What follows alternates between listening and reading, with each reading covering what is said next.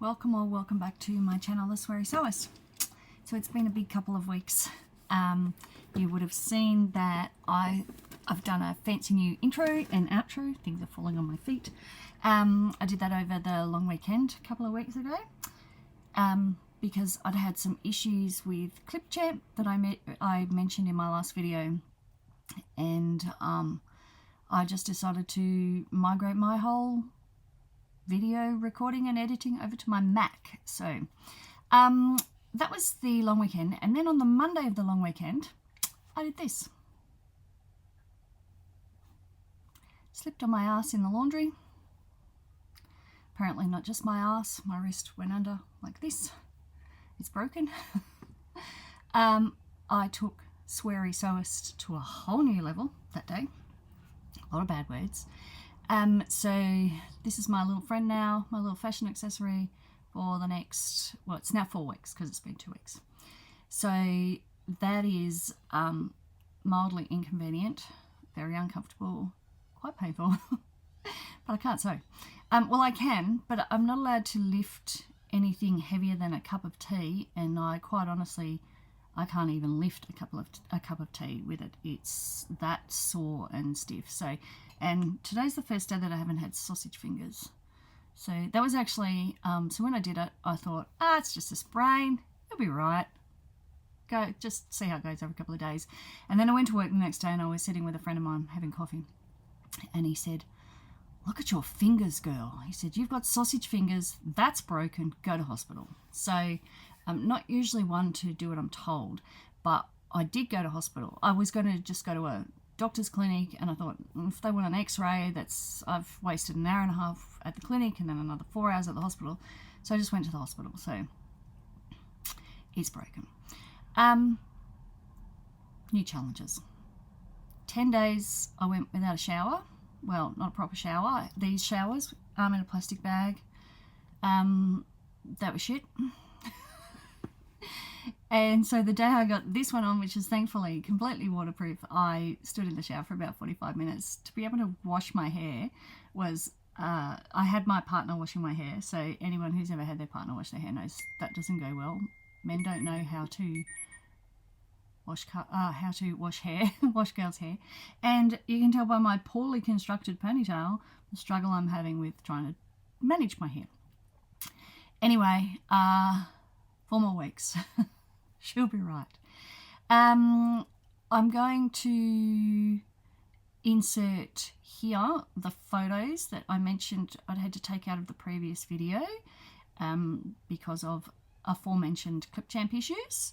So here are the photos.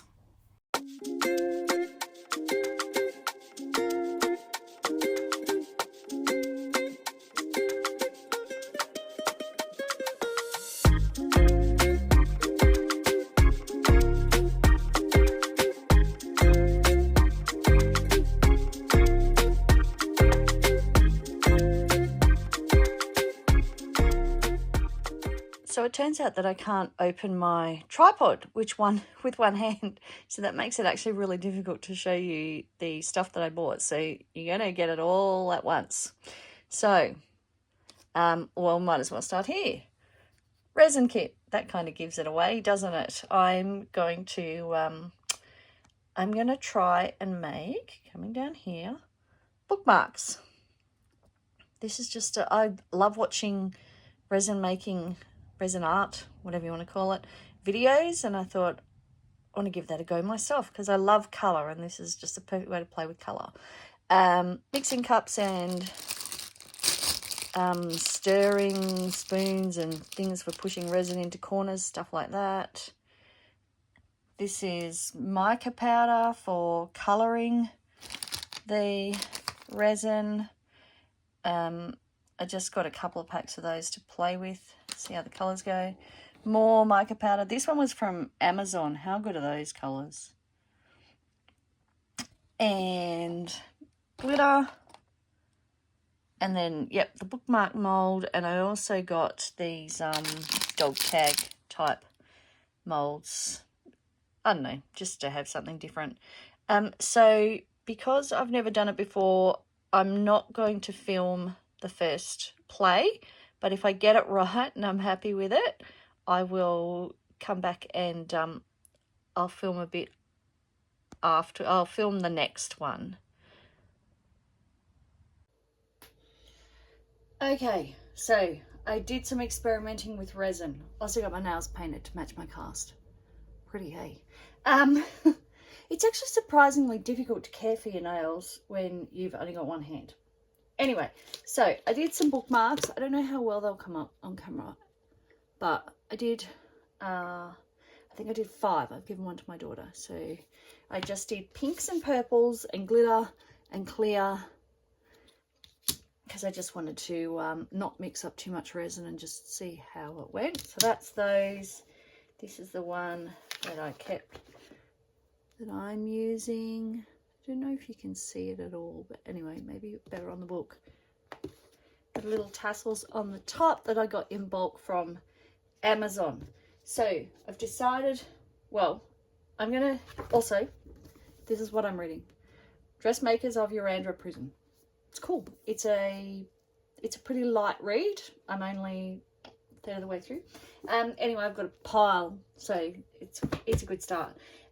I don't think I'm going to, I think the only thing that I might make to sell is the bookmarks. I don't want to get too bogged down in another craft and have too much of a mishmash of stuff on my market stall, but I do think that the bookmarks could be attractive to kids, so I'll do them at a low price. And I like to encourage reading, so if I can encourage reading with pretty bookmarks, that's a win. So that's that. Now, I did say once I get into something, I get right into it. So yesterday I went shopping with my daughter, and I don't know if anyone's got a Daiso or been to a Daiso store.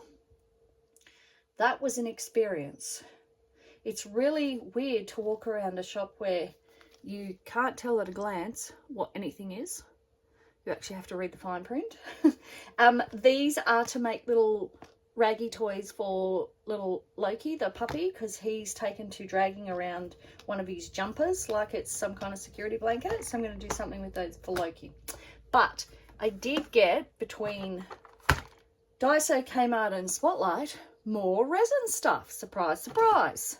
So before I go into what's here, I'm going to tell you the lessons that I learnt with the resin craft. Number 1, it's sticky. It's seriously sticky. Right from the start, it's sticky. So I did grab one of my silicone mats that I got for other purposes, and I used it, and as you can see, there's a bit of residue on everything. This stuff, well, it seems to travel distances. So when I do the next lot, I will actually swap gloves after I, see, I can't even get that off there. After I mix the resin, I'm going to swap gloves. So I've got clean gloves for when I'm colouring and pouring resin. So that's lesson number 1.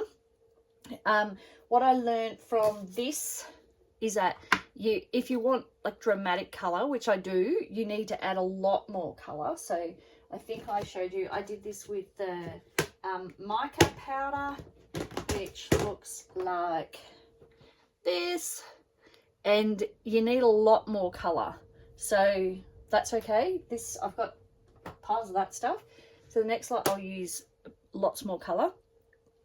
You need a level surface. So these, especially because they're really thin, and you want them thin because you don't want a fat bookmark because it's just going to clog up your book.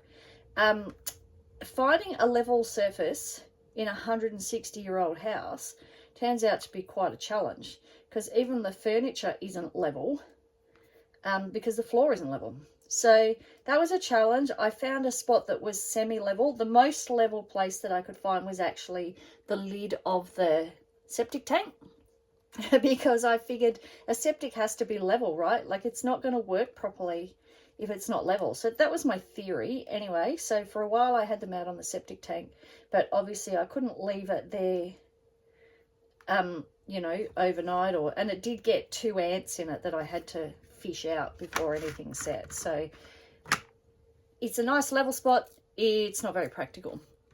And the other part that I learned, the other skill it doesn't come easily to me, and that's patience.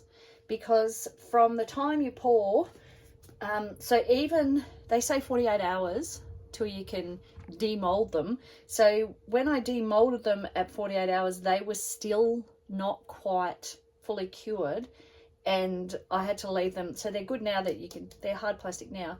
I had to leave them, well, I think it's been a week. So that's what I learned. So in the interest of Nicole being Nicole, I bought more crap. So I bought silicone mixing cups because I used the little plastic cups to mix, and it turns out, well, they're not reusable, so that's fine for mixing the colour, but when you mix up your first batch of resin, you don't want to keep chucking cups out for that. So I've got 2 reusable silicone cups. I got from Kmart another mould. I swore I wouldn't do this, but this one makes little pots, you can see in the picture at the top. So again, not going to make them for markets, but might make them for maybe even bits and bobs in the sewing room. I got some red dyes, but it turns out I think I got the wrong dyes because I intended to get resin dyes, and these are plaster casting resin dyes. So I don't know if they'll work, but I haven't got much to lose. So they were only like $2 or $3 each, so I'll give that a go. I got some metal flakes to go in the resin, so you can mix those in. It gives a really cool effect. I might experiment with those today. From Daiso bamboo skewers, they say toothpicks, but I have shaky hands, so the more kind of purchase that I can get on something, the better. So I got those for filling in tiny spaces, running around the edges, etc. And then rather than using one of my kitchen trays to do this, I just bought a couple of trays. So if you've been into Daiso, almost everything is $3.30. I don't know what that translates to. I think they're a Japanese company, aren't they? But almost everything is $3.30 unless March. So this tray was $6 and everything else $3.30, even though it's $3.30. So that's resin. I'm going to do a bit more today, and I will show you that when it's finished. I'll probably finish this video before I demold, so I'll at least be able to show you them in the molds. This is so addictive. So these are the bookmarks that I have done today. I don't think you can see the glitteriness, but I'll oh, maybe that's a bit too much light, but the mica powder has the coolest metallic look to it, and with the leftover resin I poured this, mixed the colors, so that'll turn out to be a little pot. I know I said I wasn't going to do other stuff, but I'm not going to sell those. These are just things that I just wanted to make. So I will probably show you the, depends where or not I finish this video, but I want to do some blue ones as well. So as soon as these are set and demolded, I will do some blue ones. It's not as messy as it is on this tray.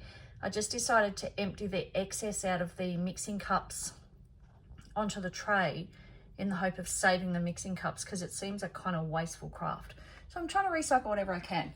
So it's a bit warmer today. It's about 24 degrees. So I'm hoping that these will set a bit quicker than the others, and I'll be able to move on to the next set.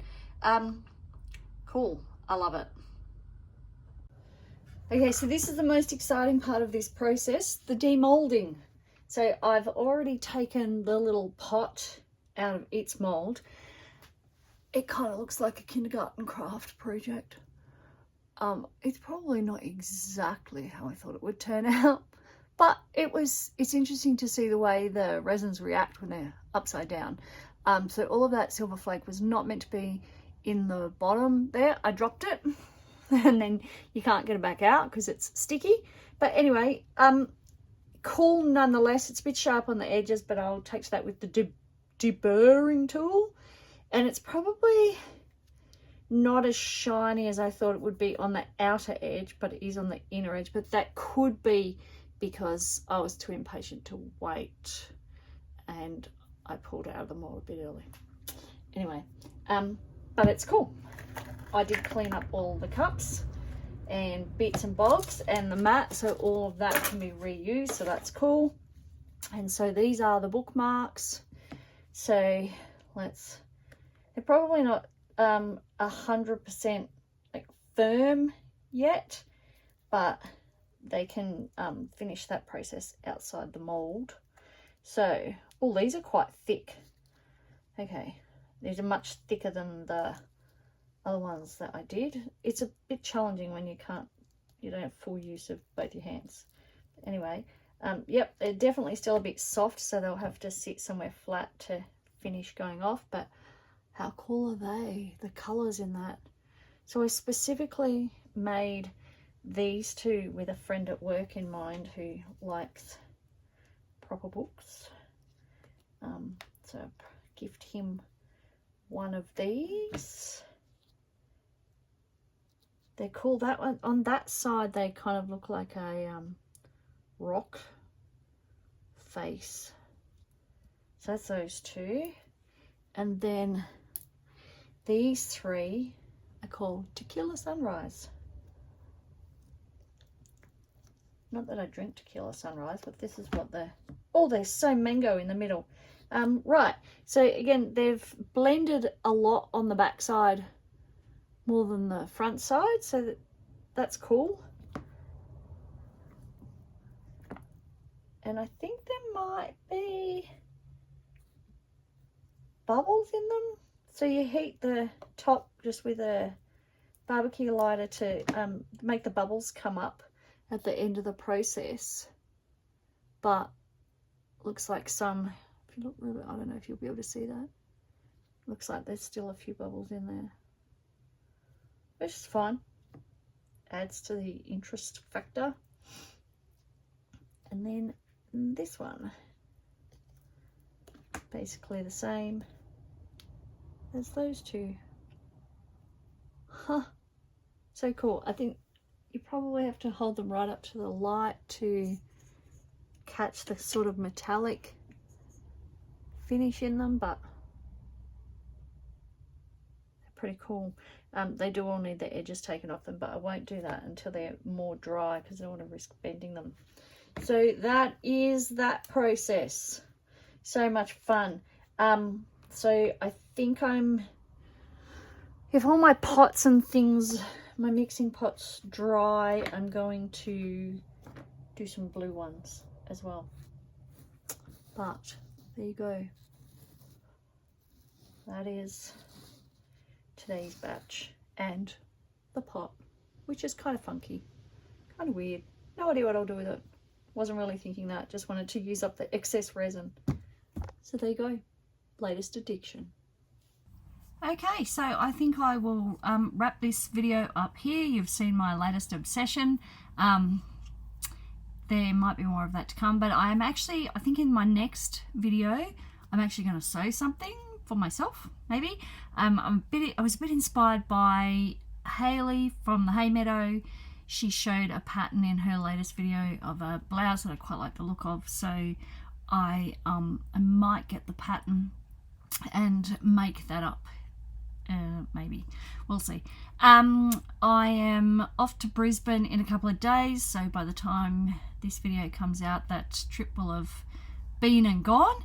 And I'm planning to visit Echidna Sewing, which is one of my favourite embroidery suppliers. So I've got a little shopping list. I created a cart and I printed my cart so I can just I know exactly the things I need, and then anything else is on top of that. So I'll show you what I get from there. I think that's it. Nothing more exciting to report. It's getting quite warm here, which is good after all my whinging about the winter, so I'm pretty happy about that. Did see my first brown snake of the year a few days ago at work. It was a juvenile, it was pretty slow, but it was pretty cool to watch, and no doubt there'll be plenty more. So wherever you are, stay safe, hope you're well. Hope you're having a good day, and I will talk to you again soon. Thank you so much for watching all the way to the end. Please like and subscribe if you enjoyed what you saw. Thanks. See ya.